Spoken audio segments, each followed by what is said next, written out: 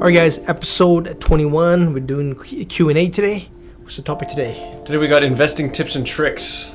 Investing tips and tricks. All right, let's go. First question is from Kevin. How much did you invest to start your business? Kevin, I invested as in dollars, zero as in time, a whole lot. I've in any of my businesses, I don't think I actually had. I invested too much capital.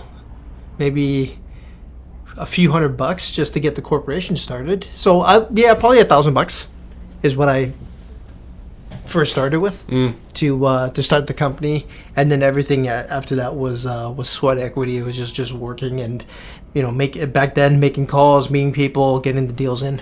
0 to 1,000.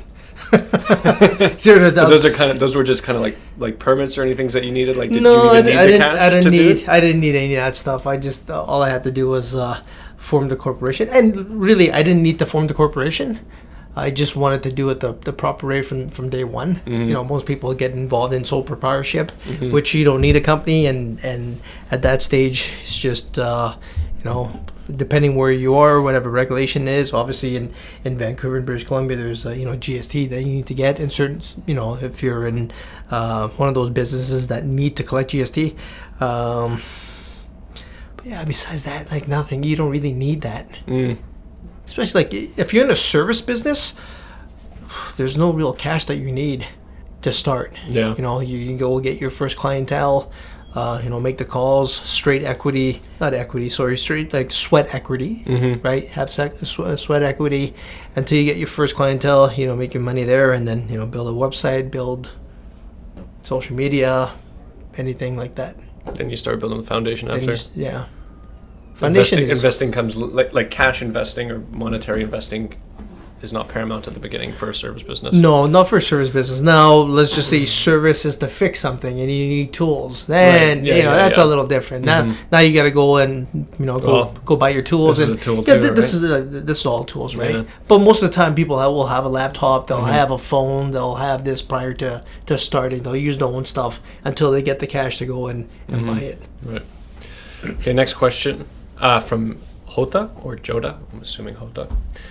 I have $8,000 ready to invest in something. I made this money in about 8 weeks because I had an amazing business opportunity, but now it's over.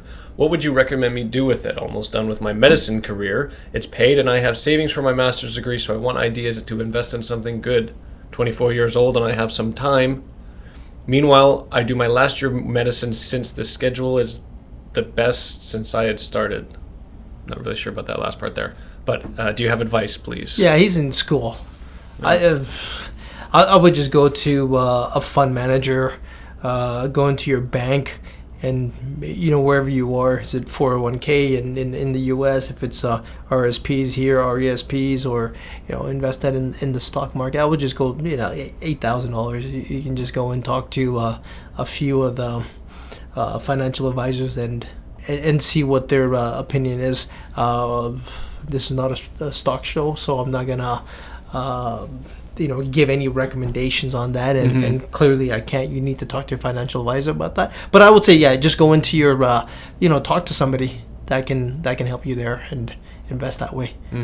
He's in school. If he wasn't in school, I would say something totally different, right? I would say go, and the guy's going into medical. If he was going to cameras and things like that, I would say go out and meet photographers and talk to them, spend that money on buying lunches and coffees and figuring out what you want to do there. But somebody in school, you got $8,000. Is this just kind of like a playtime a little bit and learning time if you want to start investing? If you did want to play with stocks, is that where you take some and but again, to talk to the financial advisor and get their opinion on how to do this stuff, and then learn. Yeah, so, that's what I'm saying. Watch YouTube and read books on investing, and you'll learn a lot. I've done it with hearing about Buffett and seeing where he invested, and a couple other guys that I watch. Jim Cramer was another one locally. There's a few people here locally that I've looked at too. But best advice for Holte, is it? Hota would be find somebody that can manage that for you, especially when you're in school. Yeah. Okay. From PJ, Do you invest in the stock market? My business is doing really well and I have some cash piling up. I've invested before and I've done really well. I invest for the long term in undervalued stocks and I've had stocks go up 500%, but I always end up selling my whole portfolio and putting it into my businesses, which before my current successful company always failed. Do I have any money in stocks as of right now? No, I don't. Have I before? Yes, a shitload of money in the stock market before. I would do exactly what he's doing. I would make money from the stock market. I will pull it, I'll put it into my investments, into my business, right? Not all of it, but some of it, and watch others grow. I just have different ways of investing today that I don't need the stock market as of this at this moment. He's doing everything right. He's doing the exact same thing I would, but instead of pulling all of it and putting in my business and failing at that, I would kind of make calculated risk and keep something. Don't put all your eggs in one basket. Just kind of have some in the stock market, have some in your business, have some in real estate if that's what you want. Figure out what he wants to run with in the long term. Yeah. From Rose, how much do you invest in growing your net worth, stocks, property, savings, versus investing in your business? Do you do both or focus on investing in your business? I've done both. Today it's just focused on my business. Actually, no, I'm half. Yeah. I'm half. I got other investments, and I have money that I put into the company. So I'm half right now. What you can afford is what it comes down to. Look at your look at the amount that you need to put in your business, and is the business doing well? Do you need it to grow? And if you need it to grow, then put more money into advertising, put more money into hiring people. But if that's already there, it's at scale, and you're doing well there, then you can actually pull money from the company and invest somewhere else. It's always good. The worst part is when somebody has a business and it's done well, but that's where all their money is sitting. And when that business starts slowing down for whatever reason, they have no other investments. It's kind of nice to have both, or not even both, like have 10. Like, you got real estate, you got mortgage, you got, when I say mortgage, I mean like mortgage investment. You have, stock market. You have a couple other businesses you're investing in. Maybe some angel stuff, maybe some blockchain or crypto. Just say angel investment. Angel investment. Rather than angel stuff, just to clarify Did I say angel stuff? You said angel stuff. Angel stuff. Angel investment. That can be a lot of things. For the underground entrepreneurs, we'll call them. Maybe they're, Yeah. Diversity here is very important. From Yilson. 1 year without buying any clothes, gadget, or cell phone, practically without spending any cents on articles and saving all the money that I can. Now I want to buy AirPods and a pair of t-shirts. I have $1,100 saved. I think I need the AirPods because I recently lost my earphones and now I can't listen to music, but I don't know. I don't like to spend on things like that. I'm sure I'd love to buy it and it would help me a lot when I want to relax myself, listen to music, but I want to continue earning money and saving money. What do you think about spending money on these types of things? I'm just 16 years old and very confused on how much I should spend of my savings. Obviously, I'm saving to invest in the future. Yeah, for me, if I need something, if I need AirPods, I'm going to go get them. Right? Now, I would always look, can I get something cheaper? Right? Apple is somewhat overpriced. Can I go in and get a Bose or a JVC and it's going to do the same thing? I don't need to look cool. I'll buy it. If you need that to relax and listen to music, there's nothing wrong with that. It's all good. So as a 16-year-old, he says he's confused about how much he should spend of his savings. None. Hence the word savings. Yeah, I would not spend anything from savings. What would you put aside then? You're saving, you're making whatever money you're making. You're putting X amount aside for savings. I always did 10% of my income for savings, and then for enjoyment, fun, or things you don't need. So in the beginning, it was 10%. 90% would be into bills and other things, and then about 6 months later, I realized that why don't I just change everything around? 10% to bills and 90% to savings. I was living at home. It was totally different. My car was paid for. Right. I was making decent money in my early 20s. Yeah. So that worked even better for me. And I wasn't a drinker. I didn't have stupid spending, right? So it was good. So yeah, mine was 90-10. It started 10-90. Started 10% savings, 90% expenses, and then swapped over. A few months. I don't even think 6 months. I just kind of looking at the bank, and I had my accounts, savings, whatever was savings and checkings, and one was growing and the other one is just kind of slowly growing. I was like, oh, let's just switch. Yeah. Today, that does not even exist today. What, 90-10? Well, no, it is 90-10. To me, it's 100. Like, I got everything in my business. Yeah. Right? It's my business, my investment. Like, I barely take anything home. It's just, I rather spend in the long run. Mm-hmm. But you still keep some aside, obviously. You Yeah, pull out for a nest egg down the road. Yeah, for sure. There's yeah. something set aside Right. if I need it. If something happens, I have something. Mm-hmm.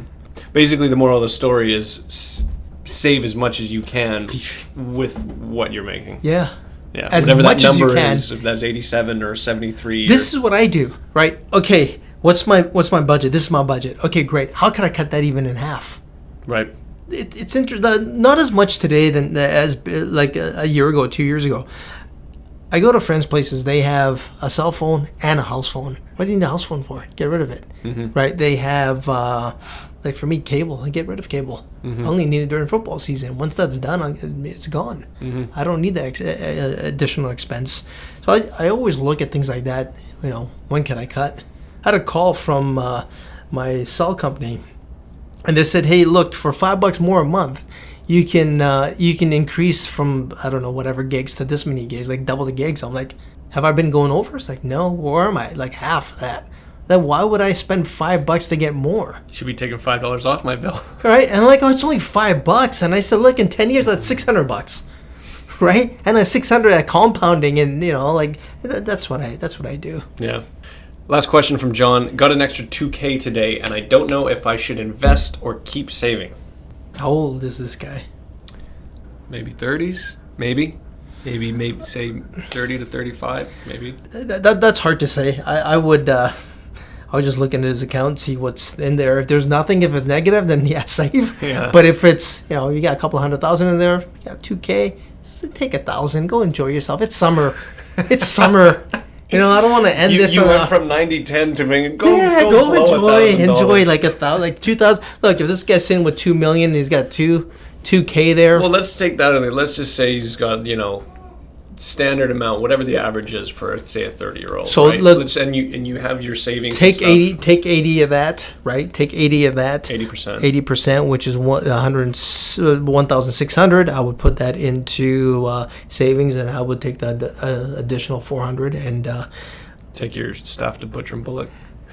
That can probably happen at 3 in the morning, 2:30 in the morning. Yeah, do something like that. There's nothing wrong with that. Yeah. I think that's great. Yeah. Right. That's what I would do if take that half of that and go somewhere else. Actually, you know what? On that thought, a year ago, sitting with some people, and they said, "What would you do if you had $10K?" Right.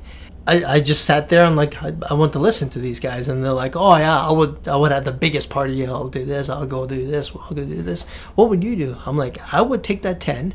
I would put into an investment that I know well. That gives me anywhere between 10 to 12% return. Right. I'll get that 1,000 a year, and then I'll go out. I'll take out a friend for dinner one day a month, different friend. Right, $100 on dinner. I just go sit there and talk and get to know them. I can do this over and over and over and over again, and I still have that capital. Right. But that's just me. That's just me. Yeah. And I think my time will be spent much better that way than blowing it on. These guys were talking about blowing this on one night. Right. Go get a restaurant. Yeah, go to a restaurant, buy everyone food and drinks, and have the best time. And then the next day you're crying for it. I don't know. I look at things differently. Yeah, fair enough. All right, that's all I got. All right, guys. Until next time.